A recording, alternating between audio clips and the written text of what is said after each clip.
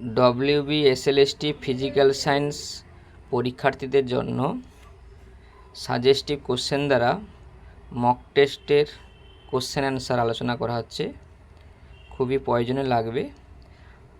Mock test 2 যে চ্যাপ্টারগুলোর ওপর mock test হচ্ছে সেটা হচ্ছে atomic structure, radio activity, periodic table, chemical bonding, gaseous state এবং পি ব্লকের 13 এবং 14 নম্বর শ্রেণী। প্রথম কোশ্চেন, কোয়ান্টাম সংখ্যার সেট কোনটি? সঠিক। তাহলে আমরা দেখতে হবে কোয়ান্টাম সেট সংখ্যা সঠিক হতে গেলে এসের মান প্লাস হাফ বা মাইনাস হাফ হবে, এনের মান 0 হবে না, এলের মান এনের মানের থেকে কম হবে, আর এম এর মান মাইনাস এল থেকে প্লাস এলের মধ্যে হবে। তাহলে আমাদের যে অপশানগুলো রয়েছে তার মধ্যে বি অপশানটা সঠিক। প্রথম অপশানে এসের মান 0 আছে, সি অপশানে এনের মান এলের মান সমান আছে, আর ডি অপশানে এসের মান 1 আছে। তাহলে আমাদের বি অপশানটা সঠিক। 2 দাগের কোশ্চেন, উপকক্ষগুলির শক্তির ক্রম, এটা তো আমরা 2p লেস দেন 3s, তারপরে 3p 4s 3d, মানে এ অপশান। 6 কোশ্চেন, ঘূর্ণায়মান ইলেকট্রনের গতিশক্তি x হলে স্থিতিশক্তি কত? গতিশক্তি এবং স্থিতিশক্তির অনুপাত হচ্ছে 1:-2। এটা মনে রাখলে উত্তর বেরিয়ে আসবে 1:-2। তাহলে যদি গতিশক্তি x হয়, স্থিতিশক্তি হবে -2x, অর্থাৎ অপশান ডি। চলে আসি 4 নম্বর কোশ্চেন, 3p এবং 5d উপকক্ষে রেডিয়াল নোডের মোট সংখ্যা কত? রেডিয়াল নোড ক্যালকুলেশন করা হয় n-l-1 সূত্র দ্বারা। তাহলে 3pর ক্ষেত্রে এনের মান 3, এলের মান 1, বেরোলে হবে 1, আর 5ডির ক্ষেত্রে এনের মান 5, এলের মান 2, আর -1 বাদ দিলে হবে 2, অর্থাৎ 1 + 2 যোগ করলে মোট হবে 3। তাহলে 7 কোশ্চেনের অ্যান্সার হবে 3। 2p, 3p এবং 5d রেডিয়াল নোডের সংখ্যা হবে মোট 3। রেডিয়াল নোড বের করা হয় n-l-1 সূত্র দ্বারা। 5 কোশ্চেন, নিকেল 2+ চৌম্বক ভ্রামকের মান কত? নিকেল 2+ চৌম্বক ভ্রামকের মান বলতে গেলে নিকেলের 2+ মানে 3d8, মানে 5টা কক্ষকে 8টা ইলেকট্রন, অর্থাৎ 2টো অযুগ্ম ইলেকট্রন রয়েছে। আর চৌম্বক ভ্রামকের সূত্র হচ্ছে √n × n+2। এই সূত্রে বসালে যেটা আসবে 2.83 bm bore magnet, 2.83 bore magnet. এবারে চলে আসি 6 কোশ্চেন, দ্বিতীয় ইলেকট্রন গ্রহণ এনথালপির মান কি হবে? দ্বিতীয় গ্রহণ ইলেকট্রন এনথালপির মান সবসময় পজিটিভ হবে, কারণ দ্বিতীয় ইলেকট্রন গ্রহণ এনথালপি মানে নেগেটিভের অবস্থায় একটা ইলেকট্রন ঢুকবে, অর্থাৎ ইলেকট্রনের মধ্যে একটা রিপালসান কাজ করবে, সেই কারণে সহজে ইলেকট্রন প্রবেশ করবে না, সেই কারণে বাইরে থেকে শক্তি দিয়েই ঢোকাতে হয়, এই কারণে পজিটিভ হয়। 11 কোশ্চেন, সর্বাধিক আম্লিক অক্সাইড কোনটা? তো এটা চিনতে গেলে দেখতে হবে যার জারণ সংখ্যা বেশি সেই যৌগটার ক্ষেত্রে সেই যৌগটার ক্ষেত্রে হবে আম্লিক অক্সাইড বেশি হবে। তাহলে যে অপশানগুলো রয়েছে তাদের মধ্যে Cl +7 অবস্থায় রয়েছে, অর্থাৎ Cl2O7 হচ্ছে বেশি আম্লিক। এবার হচ্ছে 8 কোশ্চেন, একটা বিবৃতি দেওয়া আছে যে এনের ইলেকট্রন গ্রহণ এনথালপি ধনাত্মক, এটা অবশ্যই সঠিক। আর ব্যাখ্যাটা দেওয়া আছে পরমাণুতে অতিরিক্ত ইলেকট্রন সংযোজন তাপগ্রাহী বিক্রিয়া, কথাটা সত্য হলেও ব্যাখ্যা হলো না, তা ব্যাখ্যাটা ঠিকঠাক হয়নি। তাহলে এই কারণে আমরা বলবো বিবৃতি এটা সঠিক, কিন্তু ব্যাখ্যা আরটা সঠিক নয়। তাহলে হবে অপশান সি। এবারে চলে আসি 9 কোশ্চেন, সঠিক জোড় নয় কোনটি? কোনটা সঠিক নয়? তাহলে আমাদের যে অপশানগুলো রয়েছে যে রয়েছে XeO3, ওটা 8কে 2 দিয়ে ভাগ করলে 4, মানে sp3 সংকরায়ন, আর 3টা প্রান্তীয় মৌল রয়েছে, অর্থাৎ একটা লোন পেয়ার, সেই কারণে এটা পিরামিডীয় স্ট্রাকচার হবে, কিন্তু ওটা রয়েছে ত্রিকোণীয় দ্বিপিরামিডীয়। তাহলে প্রথমটাই ভুল বেরিয়ে গেল, XeO3 হচ্ছে পিরামিডীয় হওয়ার কথা, কিন্তু উত্তর দিয়েছে ত্রিকোণীয় দ্বিপিরামিড। আর বাকিগুলো ঠিকঠাকই আছে, মোটামুটি দেখে নিলে পেয়ে যাবে সূত্র অনুযায়ী যেটা বলা হয়েছে। 10 কোশ্চেন, ন্যূনতম বন্ধন শক্তি কোনটা? তাহলে বন্ধন শক্তি জানতে গেলে আমাকে জানতে হবে যেই মৌলগুলো বাম থেকে ডানের দিকে যত যাচ্ছে আকার ছোট হচ্ছে, আর এখন অক্সিজেন সবচেয়ে ডান দিকে রয়েছে, ফলে এদের হচ্ছে আকার ছোট হওয়ার কারণে এদের মধ্যে একটা রিপালসান বল বেশি কাজ করে, ফলে রিপালসান বলের জন্য এই বন্ধনটা সহজে ভেঙে যেতে পারে, এই কারণে এর বন্ধন শক্তি সবচেয়ে কম, অর্থাৎ হবে 10 কোশ্চেনে অপশান হবে সি। চলে আসি 11 কোশ্চেনে বলছে কোন স্তম্ভ মেলাতে বলছে, বর্ণনাগুলো দেওয়া আছে। আমরা সবাই জানি O2 বর্ণনার 2, O2 মাইনাস হলে 1.5 আর O2 2 মাইনাস হলে 1, মানে 0.5 করে কমে যাচ্ছে। তাহলে আমাদের যে অপশান হবে 1 বা ডি, দুটোই ঠিক একই অপশান রয়েছে। তাহলে 16 দাগের উত্তর হবে এ বা ডি। 17 কোশ্চেন, কোনটি ধ্রুবীয় প্রকৃতির? তাই ধ্রুবীয় প্রকৃতি জানতে গেলে আমাদের সহজভাবে চেনার উপায় আছে, লোন পেয়ার যা থাকবে এবং প্রান্তিমূল আলাদা হলে তাহলে হবে ধ্রুবীয়। তাহলে আমাদের যে অপশানগুলো রয়েছে, প্রথমটা তো প্রান্তিমূল একই আছে, তারপরে এটাতে প্রান্তিমূল একই থাকলেও এখানে দুটো লোন পেয়ার রয়েছে উপরে নিচে অষ্টতলক সিস্টেমে, তাহলে ওটাও অধ্রুবীয় হবে। XCF4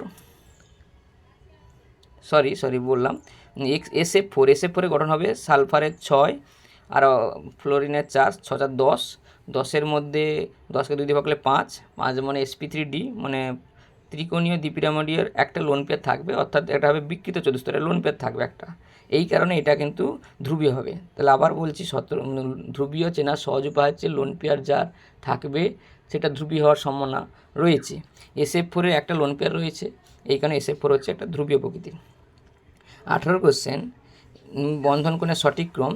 তাহলে 13 কোশ্চেন, বন্ধন কোণের সঠিক ক্রম যদি বলা হয় বি অপশান হবে, কারণ মাইনাস থাকা মানে লোন পেয়ারের মতন কাজ করে, অর্থাৎ বিকর্ষণ বল কাজ করে, ফলে বন্ধন কোণগুলো কমে যায়। 14 কোশ্চেন, সর্বাধিক গলনাঙ্ক কোনটি? তো সর্বাধিক গলনাঙ্ক বলে SiO2 হবে। 20 কোশ্চেন, সাঁতারি উষ্ণতা O2 RMS বেগ কত হবে? তো RMS বেগের রাশিমালা আছে √3RT/m। তো ওই সূত্রে যদি আমরা বসিয়ে দিই উত্তর আসে 15.3 মিটার/সেকেন্ড। তাহলে 15 কোশ্চেনের অপশান হবে এ। 16 কোশ্চেন, সমচাপে CH4 এবং H2 গ্যাসের ব্যাপন হারের অনুপাত কত? তাহলে ব্যাপন হারের অনুপাত করতে গেলে মানবিক ভরের √ওভার করে করতে হবে স্থানানুপাতিক নিয়মে। তাহলে আমাদের H2 গ্যাসের ভর হচ্ছে 2 আর CH4 হচ্ছে 16, তার √ওভার 2:16 করলে 1:8, মানে হবে 1:2√2, মানে অপশান ডি। 21 কোশ্চেন হবে অপশান ডি, ব্যাপন হারের রাশিমালার অনুপাত আছে R1/R2 = √m2/m1।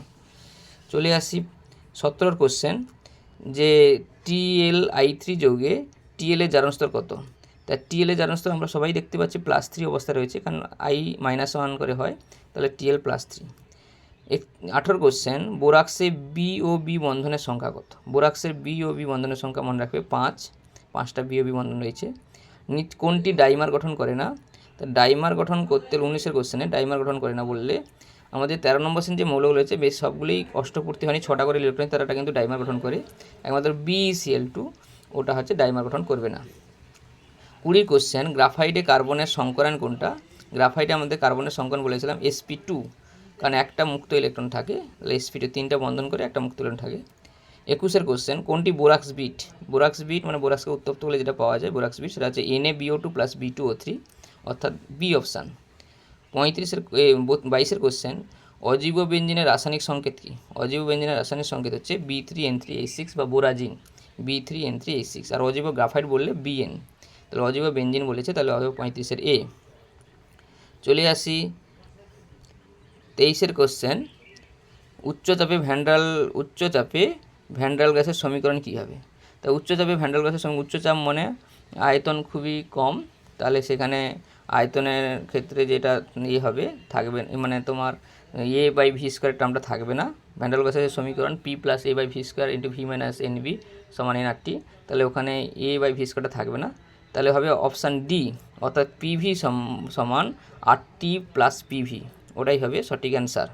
চলে আসি 24 কোশ্চেন, একটি বদ্ধ পাত্রে 1:4 অনুপাতে H2 এবং O2 গ্যাসের মিশ্রণ রয়েছে, 1 বায়ুমণ্ডলের চাপের সমান হলে O2-র আংশিক চাপ। তাহলে আংশিক চাপের সূত্র হচ্ছে আংশিক সমান মোল ভগ্নাংশ × মোট চাপ। তাহলে মোল ভগ্নাংশ আমরা বের করব কী করে? এই যে ভরের অনুপাত দেওয়া আছে তাকে আমরা আণবিক ভর দিয়ে ভাগ করব, তাহলে 1:2 আর 4/32, ওখান থেকে মোল ভগ্নাংশ কী করে বের করবো? অক্সিজেন হলে 1/2 / 1/2 + 1/8 যোগ করে কাটাকাটি করলে যেটা আসবে 4/5, মানে 0.8 ATM।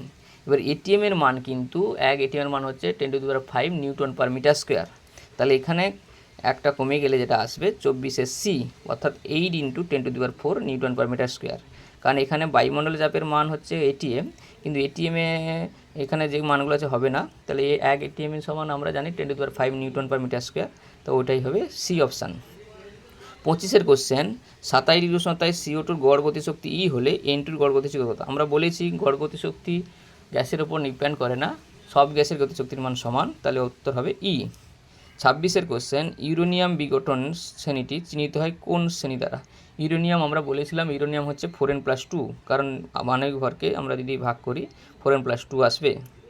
27 কোশ্চেন, গাছের বয়স জানার জন্য যে আইসোটোপ ব্যবহার করা হয় সেটা কোনটা? C14। এবারে 3টি অর্ধায়িকাল অতিবাহিত করার পর তেজস্ক্রিয় মৌলের কত অংশ অবশিষ্ট থাকবে? তাহলে 3টি অর্ধায়িকাল মানে আমরা যদি দেখি 100 থেকে 50, 50 থেকে 25, 25 এর অর্ধেক হচ্ছে 12.5, তাহলে 12.5। 29 কোশ্চেন, I-131 অর্ধায়ু 8 দিন হলে তাহলে 1/16 ভাগ হতে কত সময় লাগবে? তাহলে 1/16 ভাগ মানে আমরা বুঝতে পারছি 4টা অর্ধায়িকাল পেরোবে, আর 4টা অর্ধায়িকাল যদি পেরিয়ে যায় তাহলে সময় লাগবে 8×4 32, তাহলে 32 দিন। 29 বি। 30 কোশ্চেন, নিচের কোনটি তড়িৎ ক্ষেত্র দ্বারা বিক্ষেপিত হয় না? তা যেটা নিস্তড়িৎ সেটা বিক্ষেপিত হবে না, আমাদের যারা স্থলিত আমরা দেখতে পাচ্ছি গামা রশ্মিটা নিস্তড়িৎ, তাহলে গামা রশ্মি তড়িৎ ক্ষেত্র প্রভাবিত হবে না। এইভাবে একটা মক টেস্টের কোশ্চেন অ্যান্সার আলোচনা করা হবে। প্রয়োজনে যদি লাগে তাহলে চ্যানেলটিকে সাবস্ক্রাইব করে দেবেন, এবং কিছু জানার থাকলে কমেন্ট করে জেনে নেবেন। Thank you.